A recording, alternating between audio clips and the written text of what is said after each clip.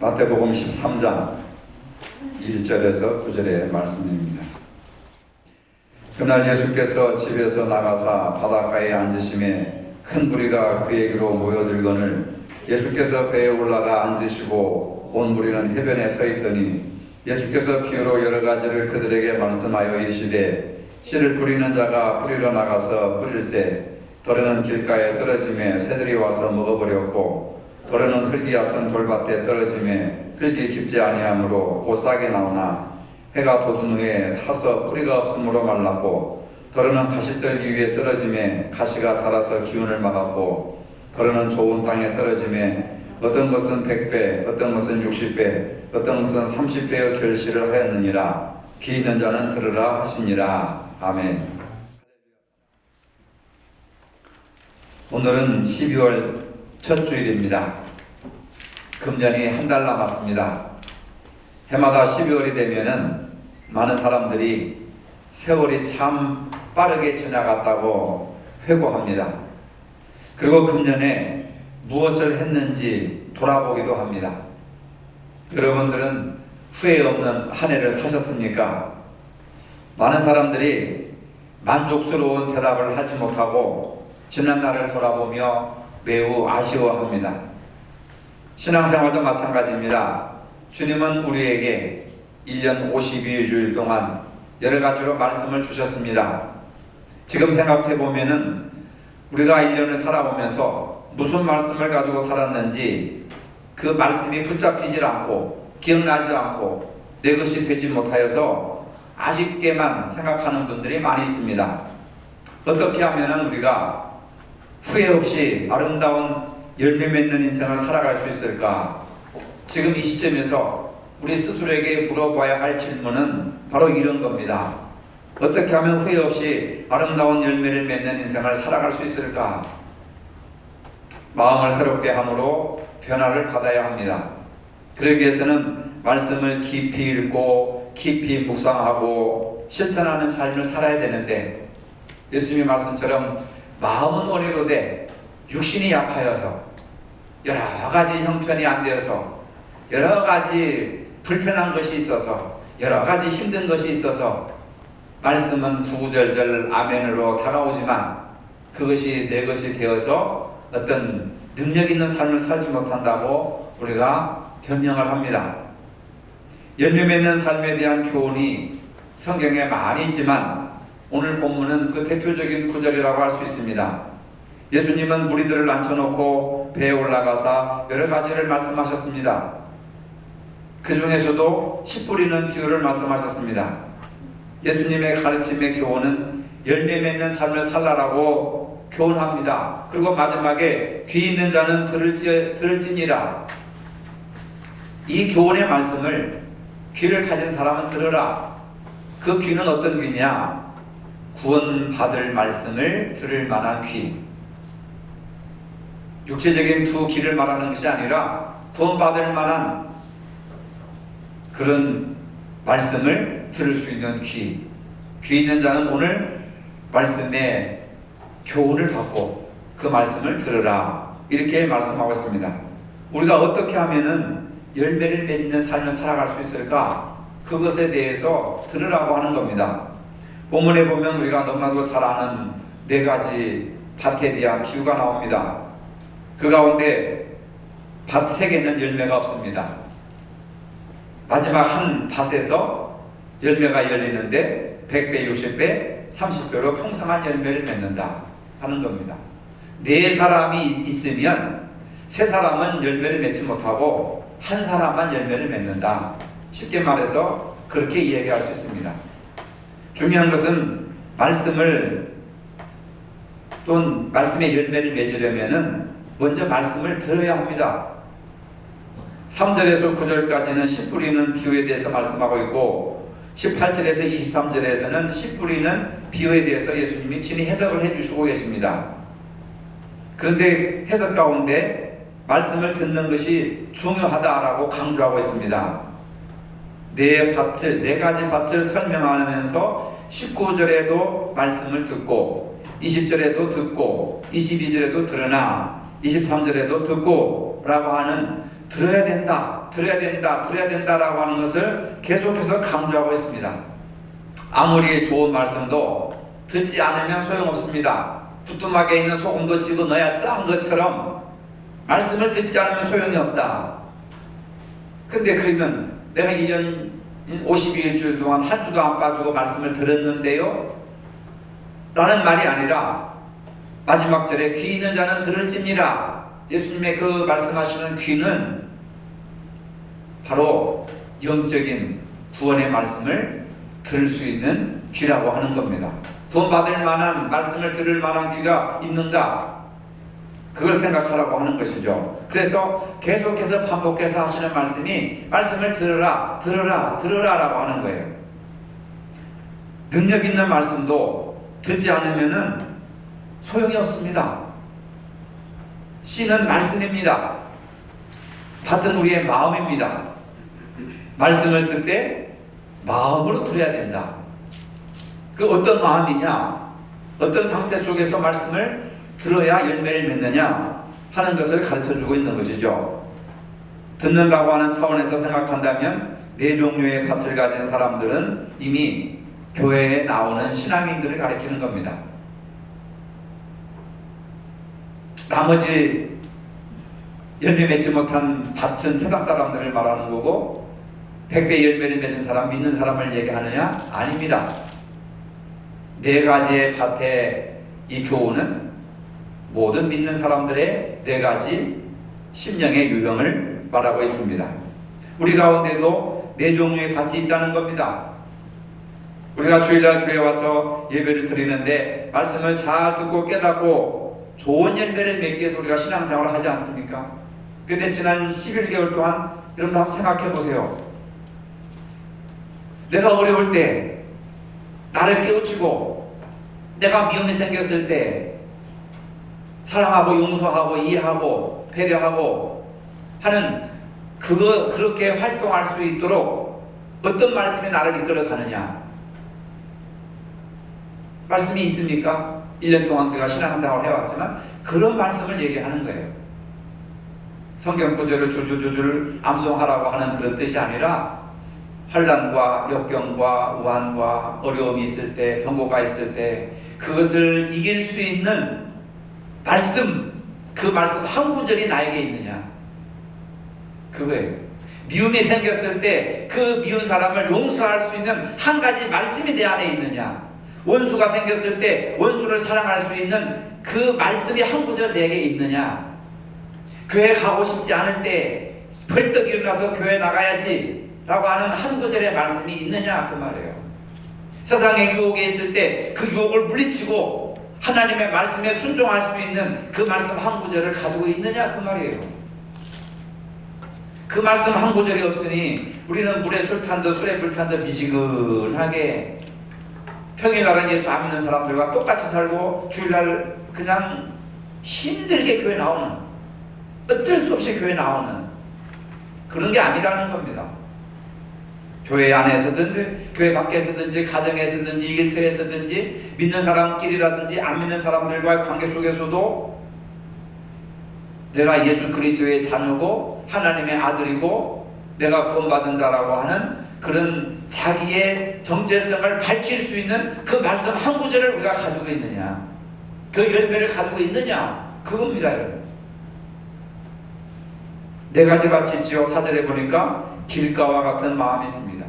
여러분들은 어떤 마음 상태인지 한번 자신을 한번 대입시켜 보시기 바랍니다. 길가는 사람들이 밟고 다녀서 단단하게 굳어진 땅입니다. 사람의 마음으로 말하자면 콘크리트처럼 굳어진 마음이에요. 신앙생활하면서 가장 주의해야 할 것 가운데 하나가 굳어진 마음입니다. 완고하고 메마른 마음이에요. 무관심한 마음입니다. 슬퍼하지도 않고 기뻐하지도 않고 울지도 않고 웃지도 않고 은혜를 입어도 고마운 마음이 없고 잘못을 저지르도 죄책감이 없는 로봇과 같은 마음. 이제는 인간의 과학과 기술이 발전해서 로봇에게도 인공지능을 주입하잖아요. 생각하고 감정을 갖고 판단하고 하는 그런 감정을 집어넣는 겁니다. 근데 사람들이 감정을 전부 그냥 이렇게 돌멩이로 만들어버리는 거죠. 말씀에 대해서, 교회에 대해서 하나님에 대한 마음이 식어지고 굳어지면서 신앙의 위기를 만나게 됩니다. 스가랴 선지자는 이렇게 말합니다. 그들이 듣기를 싫어하여 등을 돌리며 듣지 아니하려고 귀를 막으며 굳은 어깨로 향하며 그 마음을 금강석 같게 하여 율법과 만군의 여호와가 그의 영으로 옛 선지자들을 통하여 한 말씀을 듣지 아니하므로 큰 진노가 만군의 여호와께로부터 나왔도다. 비단 말씀을 듣기 싫어하는 것이 오늘 현대 사회가 아니라 이미 스가랴 시대 때부터 이스라엘 백성들이 하나님의 말씀을 듣지 않으려고 등을 돌리고 귀를 막고 굳은 어깨로 향하였다는 거예요. 이게 인간의 모습입니다. 하나님이 싫다는 거예요. 교회 다니기 싫다는 겁니다. 말씀 듣기 싫다는 거예요. 옛날에는 설교 곧 잔소리. 여러분, 설교가 잔소리로 들립니까? 저는 잔소리 설교 안 하려고 굉장히 노력을 많이 해요. 그냥 성경 말씀만 하는 겁니다. 주일학교 때 보면은 부장 집사님이 계셨는데 1년 365일 설교 스트레가 똑같습니다. 공부 열심히 해라. 부모님 말씀 잘 들어라. 그 다음에 교회 와서 떠들지 말고 싸우지 말아라. 어떤 본문을 가지고 그 말씀으로 다 끝내는 거예요. 그러니까 듣기 싫은 거예요. 잔소리, 또 저 소리. 성경은 잔소리도 아니잖아요. 근데 이스라엘 백성들은 말씀을 듣기를 싫어하고 등을 돌리고 듣지 않으려고 귀를 막고 굳은 어깨를 향하여 마음을 금강석같이 단단하게 하였도다. 그래서 하나님의 진노가 그들에게 나타났다 하는 스가랴 선지자의 말씀입니다. 그 당시 사람들이 마음이 굳어짐으로 하나님의 말씀을 듣기를 싫어했습니다. 하나님의 선지자로 보내고 설교를 통해서 말씀하시지만은 등을 돌려 듣기 싫어합니다. 사람들의 마음이 굳어졌는데 돌보다도 철보다도 더 단단한 금강석같이 단단하였다. 그 결과 하나님의 진노가 나왔다고 합니다. 19절에 보니까 길가와 같은 마음은 말씀을 듣기는 듣는데, 우리가 말씀을 듣기는 듣잖아요. 귀가 있으니까 듣지 않습니까? 그런데 굳어져서, 마음이 금강석처럼 굳어져서 그 말씀을 아멘으로 화답하지 못하고 자기 것으로 삼지 못하는 거예요. 그 말씀을 자기 마음밭에 심지를 못하는 겁니다. 사실 말씀에 대한 깨달음은 인간의 머리로 되는 것이 아니라 성령의 도우심으로 깨달을 수가 있습니다. 그런데 마음이 굳어졌기 때문에 그 마음에 하나님의 성령의 감동이 느껴지질 않습니다. 굳어진 마음은 죽은 마음이에요. 죽은 것은 다 차갑고 단단해집니다. 어린아이들 살결 만들어 보세요. 따뜻하고 부드럽습니다. 우리의 마음이 어린아이와 같은 살결인가, 아니면 죽은 시체와 같이 차갑고 굳어져 버렸는가, 우리 마음 상태를 한번 보라는 거죠. 두 번째 마음은 흙이 얕은 돌밭과 같은 마음, 5절로 6절의 말씀입니다. 흙이 얕은 돌밭에 떨어진 씨앗은 곧 싹이 나오지만 뿌리가 없어 해가 돋으면 곧 말라져 버립니다. 팔레스타인 지역에는 돌이 많습니다. 흙이 있기는 하지만 돌멩이가 많아서 깊이 가둬볼 수가 없습니다. 얕은 토양에 씨를 뿌리면 싹이 나오지만 뿌리가 돌에 걸려서 깊이 자라지 못해서 뿌리가 말라서 죽습니다. 돌밭 같은 마음은 토양이 얕은 밭입니다. 깊이가 없는 마음, 가벼운 마음, 변덕스러운 마음을 의미합니다. 이런 사람들은 말씀을 들을 때 아멘 할렐루야 합니다. 그러나 인내심이 부족합니다. 말씀을 간직할 수가 없습니다. 무슨 힘든 일에 부딪히면 말씀을 버리고 원래의 마음으로 돌아가 버립니다. 하나님의 말씀을 받으면 문제가 없이 늘 만사형통해야 되는데, 문제는 말씀을 믿어도 여전히 문제 속에 살아가는 것이 우리 인생입니다. 신앙의 뿌리가 깊은 사람들은 문제가 와도 고통스럽고 여러 가지 어려운 시험이 있지만은 그러나 말라 죽지는 않습니다. 용비어천가에 보면은 뿌리가 깊은 나무는 가물에도 마르지 않는다. 왜? 깊이 뿌리를 내렸기 때문에.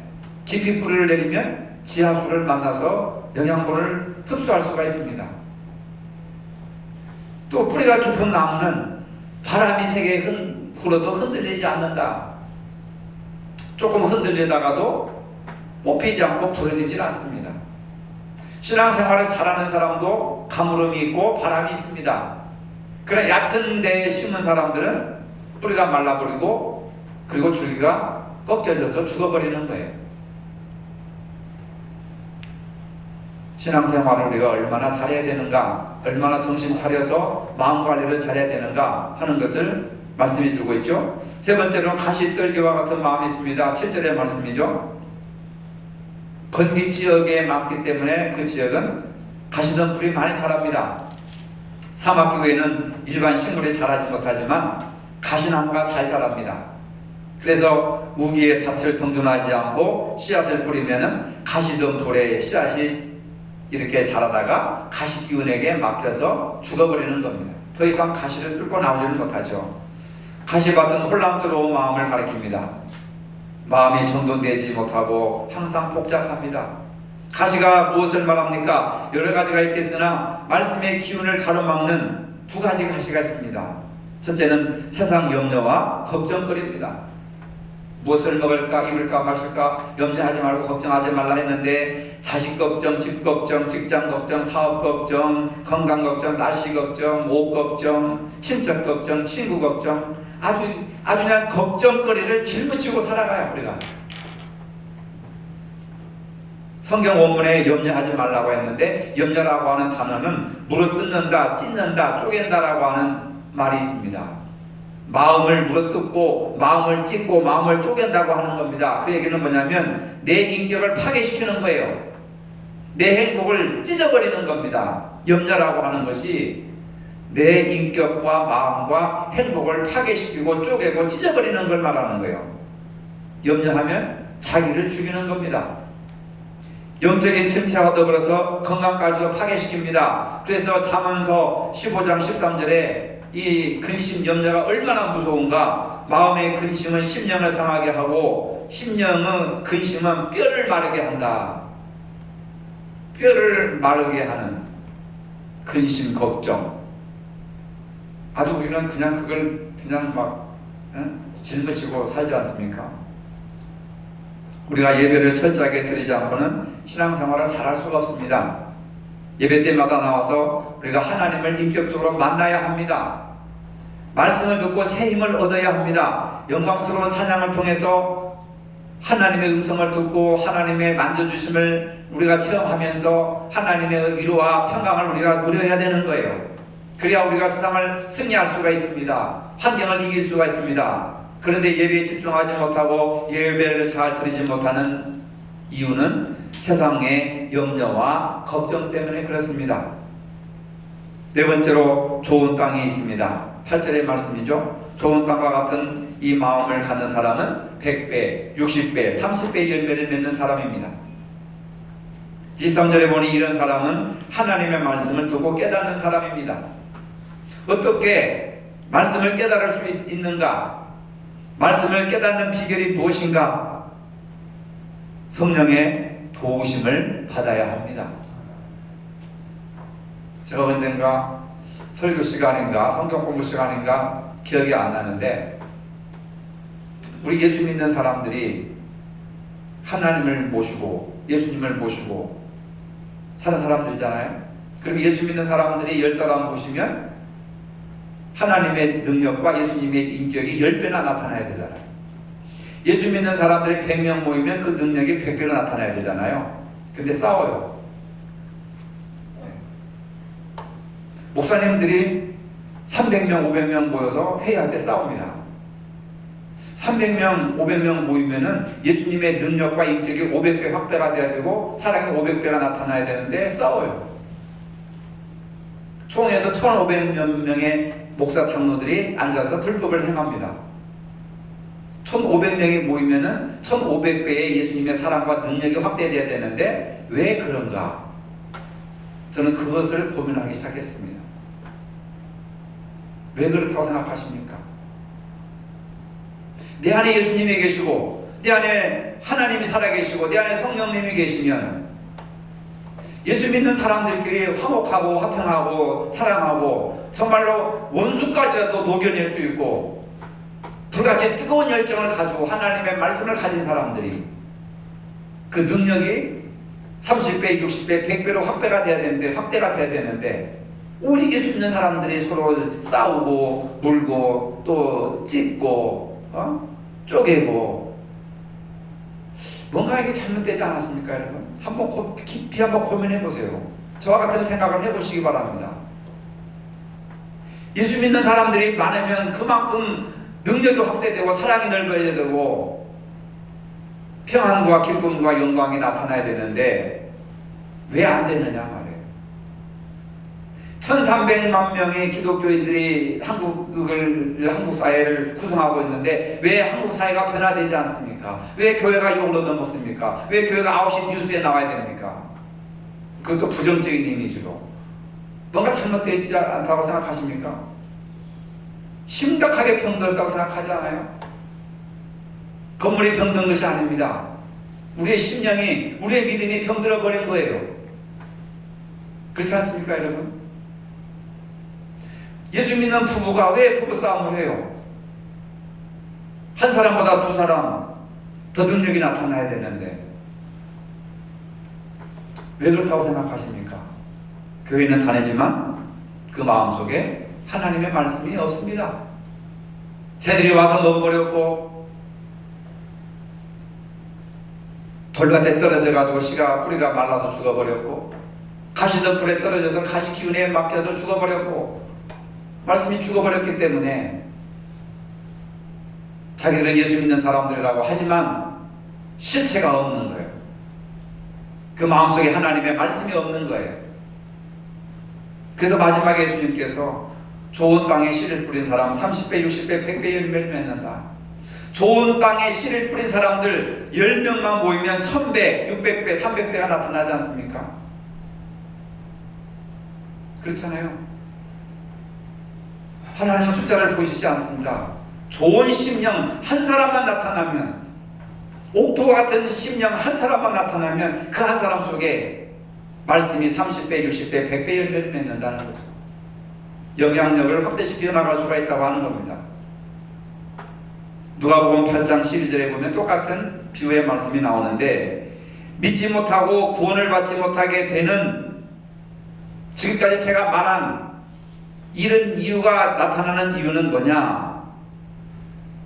믿지 못하고 구원을 받지 못하게 되는 방해물이 있다는 거예요.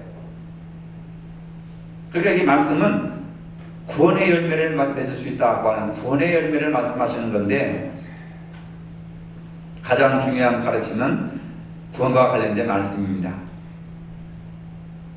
오늘 본문의 이사야서의 비유는 이런 놀라운 구원을 이루는 예수님의 말씀이신데, 예수님은 이 땅에 오셔서 이 구원의 메시지를 선포하기 위해서 가르치시고 실제로 사시고 십자가에 못 박혀 돌아가시고 부활을 통해서 우리에게 전해주셨습니다. 그 말씀을 받아들여서 말씀을 맺는 사람들이 또다시 그 말씀을 뿌리고 다른 사람들에게 뿌려서 지난 2000년 동안 교회가 존속되어 왔습니다. 그 씨가 뿌려져서 어떻게 됐는지 우리가 살펴봐야 하지 않습니까? 공통점이 있습니다. 4가지 유형의 밭에는 공통점이 있습니다. 말씀을 다 들었다는 겁니다. 그 밭에 씨앗이 뿌려졌다는 거예요. 말씀을 들었다는 겁니다. 신앙생활을 했다는 얘기죠. 길가에 떨어진 씨는 말씀을 듣긴 했지만 공중의 세계로 가져가 버립니다. 본문은 새들이 먹어버렸다고 합니다. 누가복음에서는 마귀가 말씀을 빼앗아갔다고 합니다. 안타까운 일이지만 말씀이 들어가지 않은 사람들이 있습니다. 말씀을 들을 때 아예 들을 생각조차 하지 않는 사람들이 있다는 거예요. 이 말씀은 씨앗이 떨어지자마자 누군가 빼앗아가는 경우가 있습니다. 여러 가지 이유가 있을 것입니다. 그 사람이 교만하든지 딴 생각을 품을 수 있었다든지, 그런데 예수님은 그것을 마귀가 빼앗아갔다라고 이렇게 말합니다. 돌밭에 떨어진 씨앗은 처음에 말씀을 듣고 기쁨이 잠깐 있었습니다. 아, 좋다, 맞아, 은혜스럽다, 그렇게 살아야지, 참 훌륭한 말씀이야. 그런데 잠시 먹을 것과 입을 것과 마실 것과 자녀 걱정, 여러 가지 직장 걱정, 현실적인 문제로 인해서 시련이 오면은 뿌리를 내리지 못하고 말라 죽어버립니다. 돌밭이기 때문에 씨앗이 말라서 없어졌습니다. 돌밭에 떨어진 씨앗은 기쁜 마음으로 말씀을 들었지만 뿌리를 내리지 못했기 때문에 어려움을 당하면 죽어버리고 맙니다. 가시덤불에 떨어진 씨앗, 가시덤불 속에 뿌려졌지만 가시덤불이 그 위를 감싸고 있어서 자라지는 못합니다. 새싹이 가시를 이기지를 못하는 거죠. 예수님은 이런 사람들에 대해서 살아가는 동안에 근심과 재물과 인생의 향락이 씨앗의 기운을 막아버렸다. 그렇기 때문에 자라지 못한다고 말씀하고 있습니다. 어떻게 하면 좋은 땅에서 열매를 맺는 사람이 될 수 있을까? 누가복음 8장 15절에 열매로 축복을 누리는 사람이 될 수 있는지 가르쳐주고 있습니다. 첫 번째가 바르고 착한 마음으로 들으라. 좋은 땅이 되기 위해서는 하나님의 말씀을 바르고 착한 마음으로 들으라 하는 거예요. 불순한 마음으로, 트집을 잡기 위한 마음으로, 비판하기 위한 마음으로 들으면 말씀이 사라져버립니다. 바르고 착한 마음으로 말씀을 들어라. 이게 옥도에 뿌려진 씨앗이 된다고 하는 겁니다. 다른 사람의 말을 듣기는 하되 부정적인 마음으로 약점을 잡기 위해서 귀를 기울이고 듣는 것이 아니라 어떻게 하면 내가 저 말씀에 순종할 수 있을까? 어떻게 하면 내가 저 말씀을 실천하며 내 몫으로 내가 삼을 수 있을까? 그 말씀을 나에게 주신 은혜의 말씀으로 품어야 되는 겁니다. 마리아가 예수님을 품듯이 잉태하라고 하는 천사의 말을 마음에 품어서 잉태하듯이 그 말씀이 내 안에 품을 때 내 안에 잉태가 되고 나중에는 예수님이 나타난다는 사실입니다. 그래서 바르고 착한 마음으로 들어야 한다. 그 말씀이 나에게 어떤 의미가 있고 나에게 어떤 유익이 있는지 생각하고 착하고 바른 마음으로 들어야, 그렇지 않으면 그 말씀이 내 심령 속에 들어올 수가 없다 하는 겁니다. 그 다음에 굳게 간직하며 말씀을 드려야 되는 거죠. 간직한다고 하는 말은 돌밭에 떨어진 씨앗과 비교가 되는데 바람이 불면 돌밭은 씨앗을 간직하지 못하고 날려버립니다. 예수 믿으면 만사형통이라고 생각하고 그렇게 가르치지만은 예수님은 예수 믿어도 인생에 어려움이 온다, 십자가를 져야 되고 죽을 때가 온다 하는 그런 말씀을 가르치는 겁니다. 그렇기 때문에 그 말씀을 우리가 잊어버리지 말고 빼앗기지 말고 간직해야 되는 거예요. 돈을 간직하듯이, 귀한 물건을 간직하듯이 말씀을 빼앗기지 말고 간직해야 됩니다. 이게 믿음이에요. 우리가 가시덤불과 같은 것으로 외부의 환경이 있어 찌르고 기운을 막습니다. 땀 마음을 품거나 좌절하게 만듭니다. 그 말씀 따라 순종하지 못하게 만듭니다. 역시 누가복음 8장 15절에 보면은 견뎌야 한다.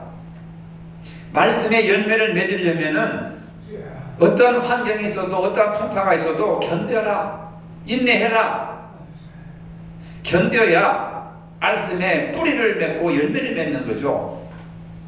농부들이 3, 4월 달에 씨를 뿌리면은 가을까지 기다리지 않습니까? 뜨거운 여름에도 있어도 견디지 않아요? 그러니까 가을에 수확을 거두죠.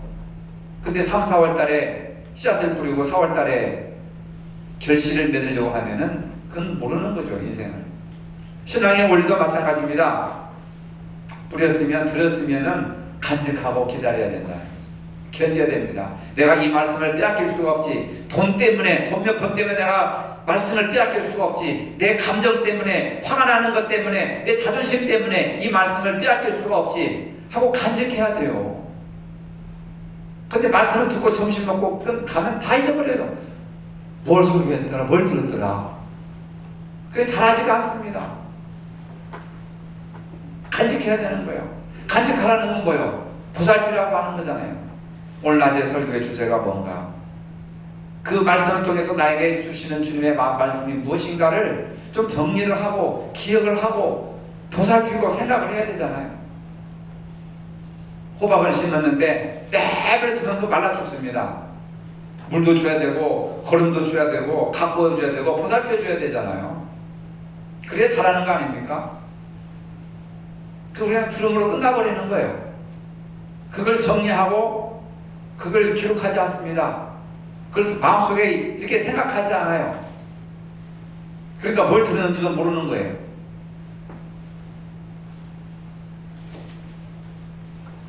지난 금요일날 소그룹 모임에서 선행의 기회를 잡으라 라고 하는 말씀을 나누었습니다. 믿는 사람들은 예수 안에서 선한 일을 위해서 지음을 받았다. 에베소서 2장 10절 이하의 말씀을 하고 있습니다. 우리 믿는 사람들은 선을 위해서 지음을 받았다. 에베소서는 그렇게 말하고 있습니다.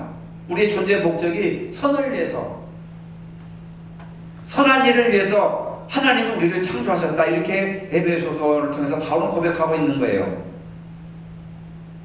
선한 일을 힘쓰는 것이 그리스도인들이 마땅히 해야 될 본분이라고 말합니다. 그런데 우리가 선한 일을 하지 못하고 자기 유익에만 힘써 살고 있는 이유가 있습니다. 그 이유는 뭐냐? 인생이 안개와 같음을 모르고 살기 때문이라는 겁니다. 내일 일을 알지 못한 채 언젠가 죽어서 하나님의 심판대 앞에 설 존재인지 모르고 살기 때문에 선을 행하지 않고 자신의 유익만 위해서 산다는 거예요. 하나님이 창조하신 목적을 잃어버리고 산다는 겁니다. 우리 인생은 영원하지 않습니다. 잠깐 왔다가는 안개와 같고 들의 풀과 같습니다.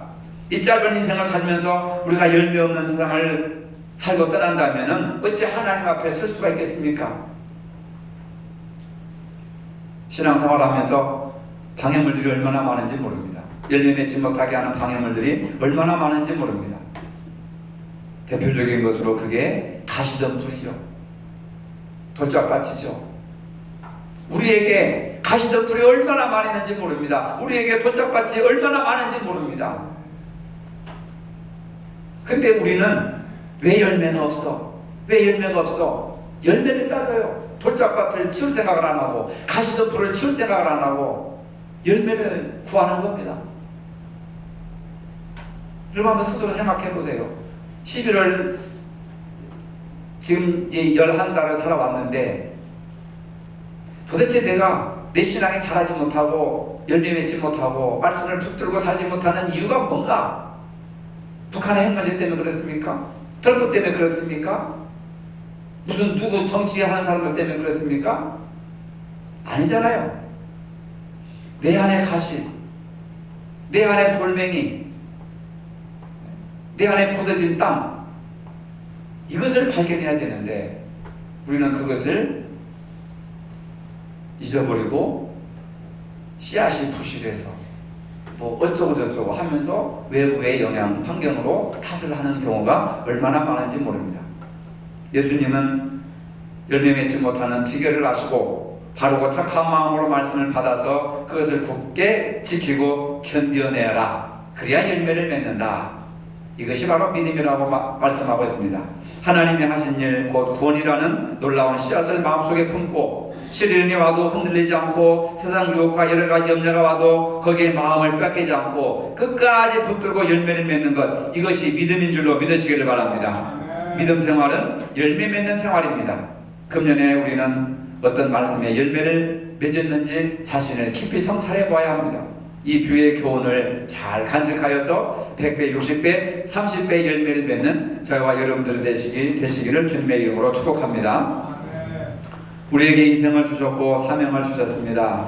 하지만 우리 마음밭에는 길가, 돌밭, 가시덤불로 가득 차 있습니다. 말씀을 듣고 잃어버리고 있습니다. 우리 모두 좋은 밭이 되어서 우리 안에 말씀이 살아나 열매 맺게 하여 주시옵소서. 예수님의 이름으로 기도합니다. 아멘. 이제는 우리 주 예수 그리스도의 은혜와 하나님 아버지의 무한하신 사랑과 성령의 교통하심이 좋은 밭으로 말씀의 열매를 맺기를 원하는 모든 성도들 머리 위에 이제로부터 영원토록 함께 하시기를 축원하옵나이다. 아멘.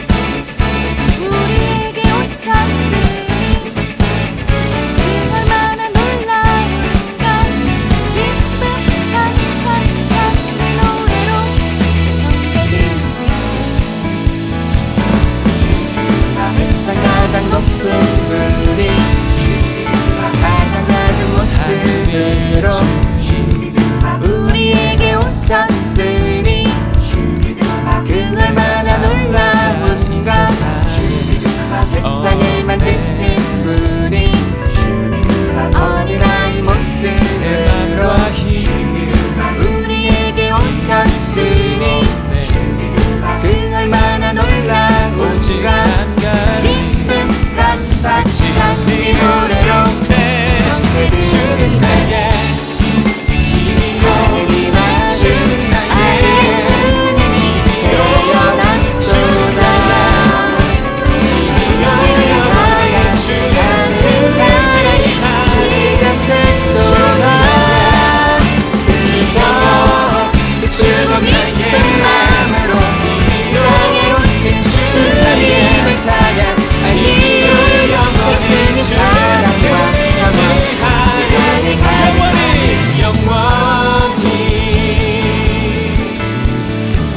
다시 한번 찬양하기 원합니다. 하늘 위에 주님밖에, 하늘 위에 주님밖에 내가 사모할 자 이 세상에 없네.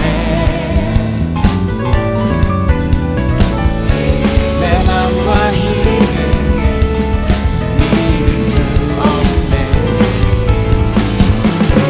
오직 한 가지